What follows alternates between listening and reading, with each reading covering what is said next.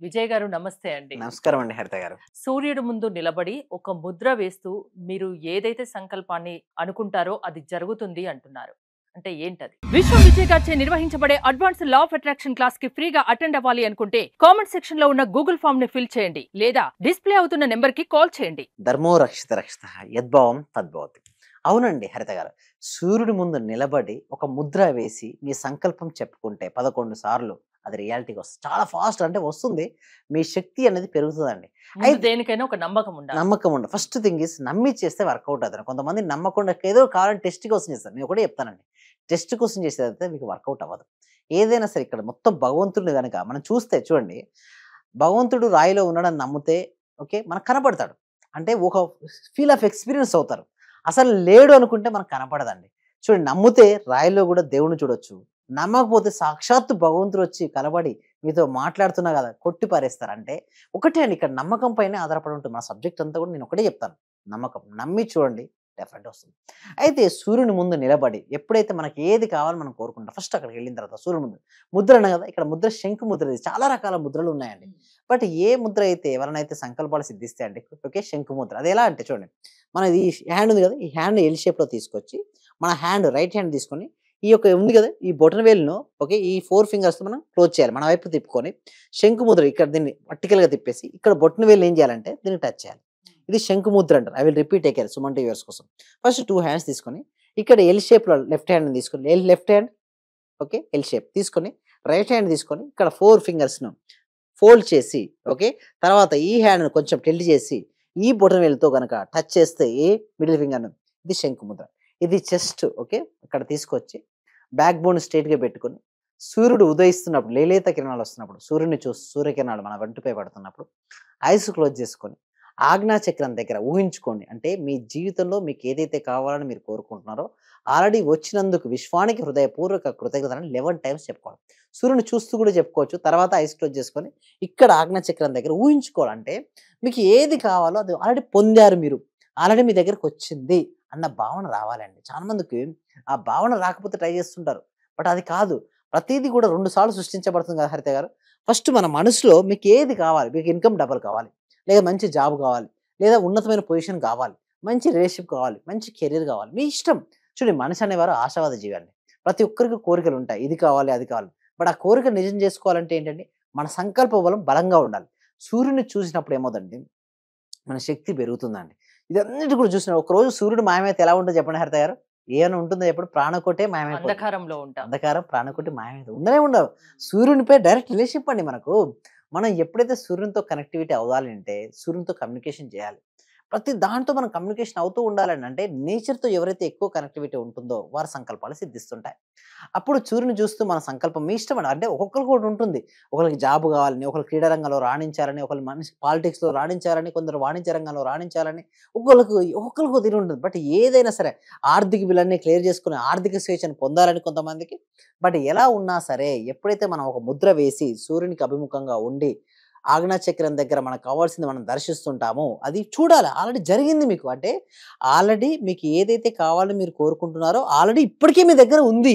ఇప్పటికే మీ దగ్గర జరిగింది అని బాడీ లాంగ్వేజ్ ఎలా ఉండాలంటే హై ఎనర్జీగా ఉండాలి. కొంతమంది చూస్తుంటారు అఫర్మేషన్ చేస్తుంటారు హరిత ఎలా ఉండాలంటే బాడీ లాంగ్వేజ్ లోలో ఉంటుంది. అంటే షోల్డర్స్ డౌన్‌లో పెట్టుకొని అఫర్మేషన్ చేస్తారు. అది వర్కౌట్ అవ్వదండి. నిండు గాలి తీసుకొని చెస్ట్ ముందు కానీ ధైర్యంగా గనుక అఫర్మేషన్ చేస్తే కాన్ఫిడెంట్‌గా. యెస్ కాన్ఫిడెన్స్ చేయాలి. ముందు టోటల్లీ 3 ఎనర్జీస్ ఉంటాయండి హరిత గారు.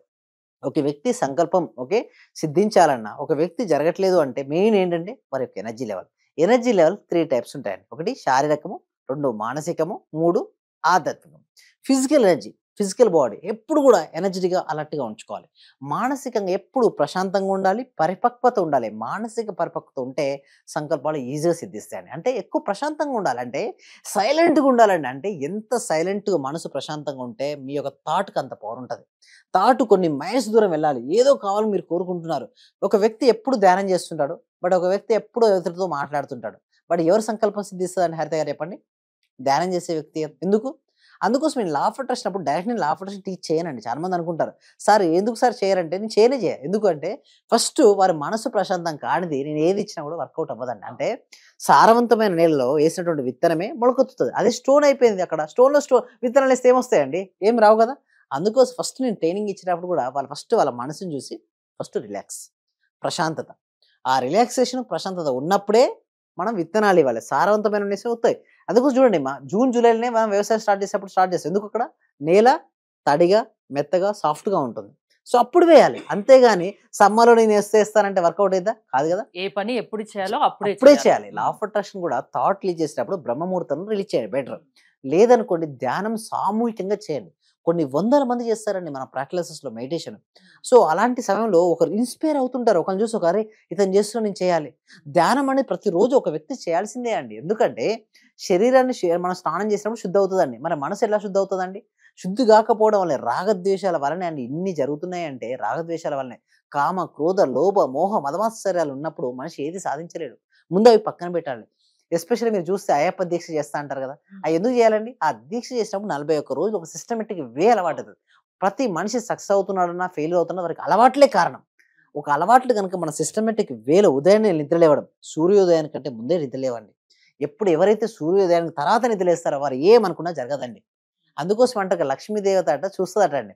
ఎవరైతే సూర్యోదయానికి ముందు లేస్తారో అదే సేమ్ సూర్యాస్తమయం తర్వాత పడుకుంటేనే సక్సెస్.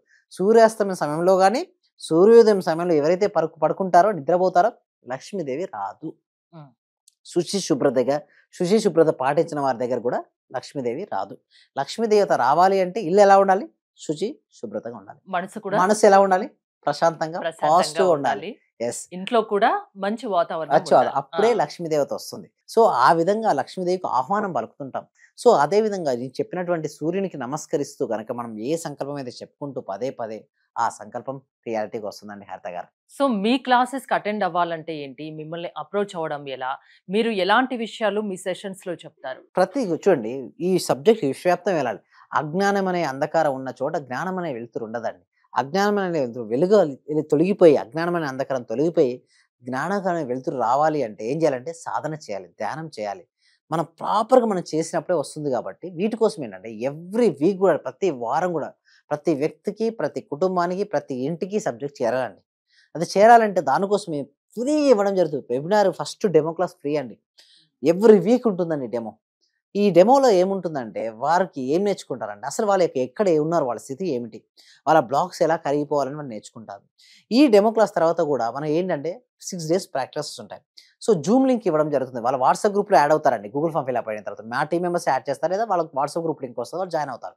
సో మొత్తం వాళ్ళ బ్లాక్స్ ఎక్కడ ఉన్నాయని తెలుసుకున్న తర్వాత క్లాస్కి అటెండ్ అయిన తర్వాత మొత్తం వాళ్ళకి రిలీజ్ అవుతారు. ఎస్, నేను ప్రాక్టీస్ చేయాలి. లా ఆఫ్ అట్రాక్షన్ అనేది థియరీ కాదు, లా ఆఫ్ అట్రాక్షన్ ప్రాక్టీస్. సమస్య ఏదైనా పరిష్కారం one stop solution is law of attraction. Thank you Vijay గారు. మీరు విజయ్ గారి సెషన్స్ అటెండ్ అవ్వాలి అనుకుంటే స్క్రీన్ పై స్క్రోల్ అవుతున్న నెంబర్స్ కాల్ చేసి కాంటాక్ట్ అవ్వండి. చూస్తూనే ఉండండి సుమన్ టీవీ. చాలా థ్యాంక్ యూ సార్. మంచి రిజల్ట్స్ వచ్చాయి సార్. మాకు స్టార్ట్ చేసిన ఫస్ట్ లోనే నేను ఒక 6 months నుండి ఎదురు చూస్తున్న పెండింగ్ బిల్స్ 2 వచ్చాయి సార్. 2,24,000 ఒకటి, 1,05,500 ఒకటి సార్. నాకు చాలా హ్యాపీగా ఉంది. అంటే యాక్చువల్ గా నాకు ఆ టైంలో చాలా అవసరం కూడా. అది కరెక్ట్ టైంలో నేను ఇది స్టార్ట్ చేసిన 2 days కి అనుకుంటా సార్ నాకు అవి వచ్చేసి నా అకౌంట్ లో క్రెడిట్ అయినాయి. Thank you sir. నేనంటే ఇంత అనుకోలేదు sir. Thank you sir. Thank you so much. అంటే నమ్మకంతోనే స్టార్ట్ చేశాను, కానీ ఇంత ఫాస్ట్ గా రిజల్ట్స్ ఎక్స్పెక్ట్ చేయలేదు sir. Thank you sir. Thank you so much అండి సత్యవతి.